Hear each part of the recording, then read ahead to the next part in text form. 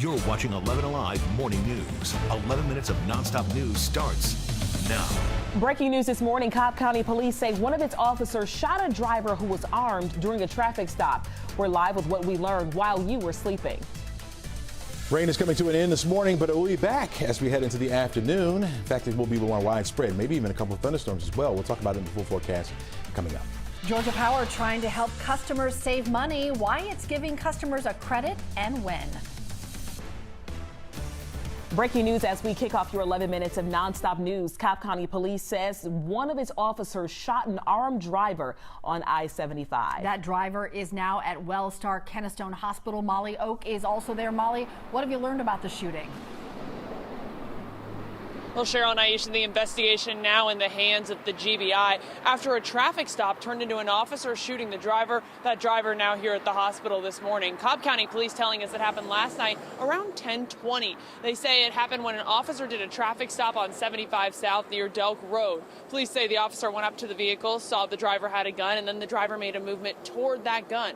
Now, according to police, the officer told the driver to stop, but police say the driver didn't listen, and the officer fired his gun, hitting the driver. Police performed first aid until an ambulance took the driver back here to the hospital. Now, police say that driver is expected to be okay this morning.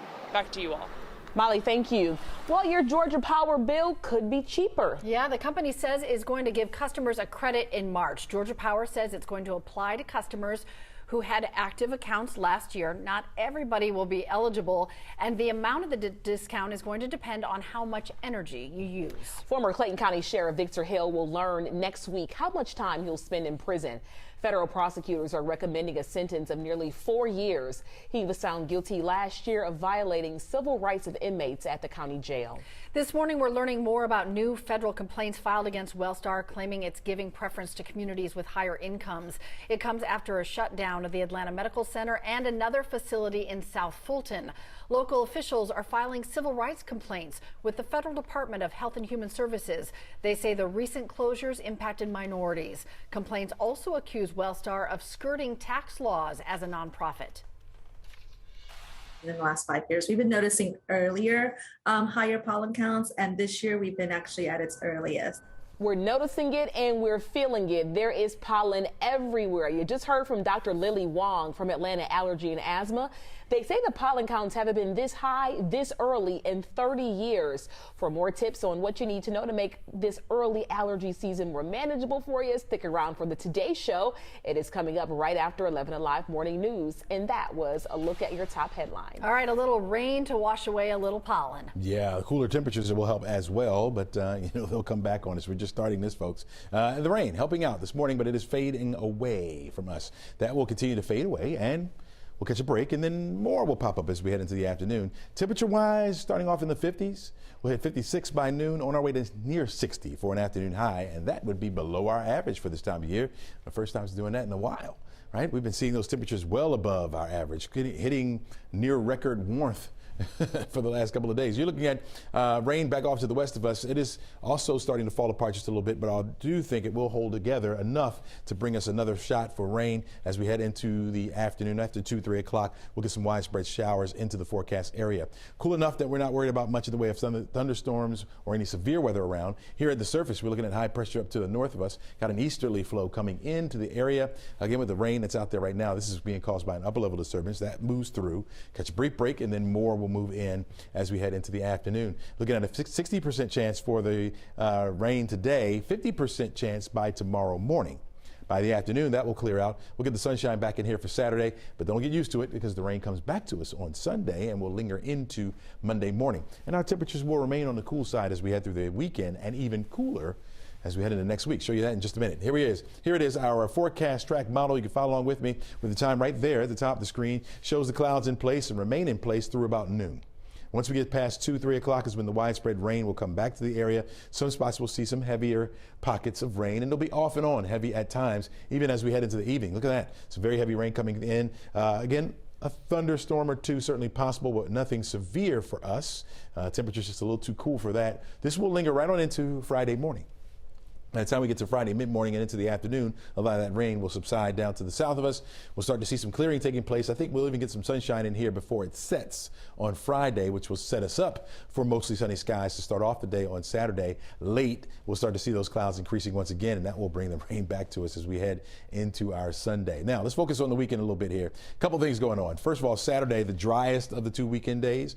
A better chance of rain will be on Sunday. I think it's Sunday afternoon, that 50% chance of rain will go a little higher. 62 degrees for the high temperature on Saturday. Sunday, you're looking at 58, so a little bit cooler as well. Don't forget to spring forward. If you have a manual clock to do that, like on your stove or your microwave. You're looking at a 20% chance for that rain lingering into Monday. And look at this, really cool air coming our way as we head into Tuesday and Wednesday. 35 degree start Tuesday, 33 degree start on Wednesday, with temperatures remaining in the 50s. Sticking with your 11 minutes of nonstop news, we checked with police overnight and they are still searching for the person responsible for a shooting following a Douglasville house party, a Sweet 16 party. 7 were injured, 2 teenagers died, and this morning Ariana Manise has more details from one of the victims' families. The family of 15-year-old Samuel Moon says they're feeling all emotions at once, and it feels as if someone ripped their heart out. We sat down with his family, who tells us that Samuel was the life of their home.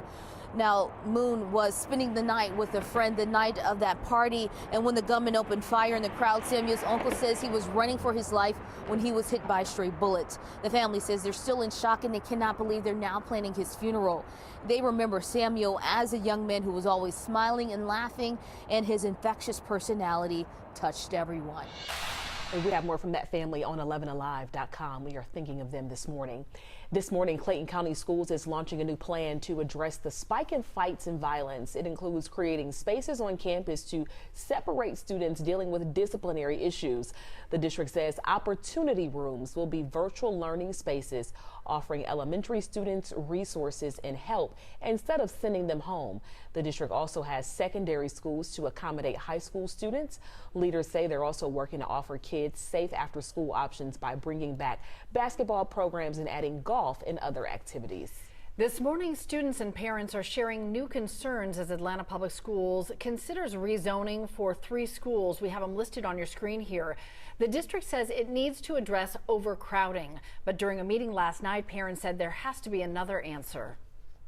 I'm a scholar, so I know I could keep up my grades, but it'd be harder making a different impact somewhere else. So students are concerned too. The recommendation for rezoning is due April 1st. There are more meetings scheduled, including one tonight for Midtown High. Hours from now, the CEO of Atlanta-based Norfolk Southern will testify before a Senate committee on 2 recent train derailments in Ohio. We're hearing from Alan Shaw ahead of that testimony. Look, I know they're hurt. I know they're scared. I know they're confused. They're looking for information and who to trust. When that train derailed, it was carrying hazardous chemicals. Residents in an area claim they're getting sick, and so are their animals. The EPA has been conducting air monitoring, and soil is being removed and sent to other areas for treatment and disposal. Well, if you're going out by noon, maybe you got to get some groceries right for the weekend. You're looking at cloudy skies. Temperatures will be in the 50s for much of the day today. We're going to top off right around 60 degrees for an afternoon high temperature, cooler than where we have been for the last couple of days. In fact, by the time we get to 6 o'clock, temperatures will be dropping down through the 50s once again, but we will have that rain around the forecast area.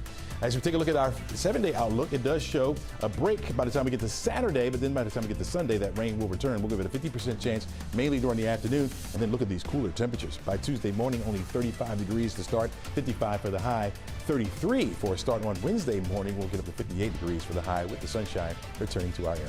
Glad to see things calm down a little bit toward the end, just a little tinge. Tomorrow's Friday, folks. Let's take it easy. Yeah, how about that? We're going to have rain in the waves. Rain Friday morning. By the afternoon, we'll clear it out. My kids are probably digging out sweatshirts and stuff. They've been spoiled in their shorts. Oh, absolutely. Yeah. A little early for that. Back to life, back to reality. That's it. All right, guys, be prepared for the rain and stay weather aware. Of course, be glad to spend your morning with us. Today's show's next. We'll see you back here tomorrow morning. Have a great day.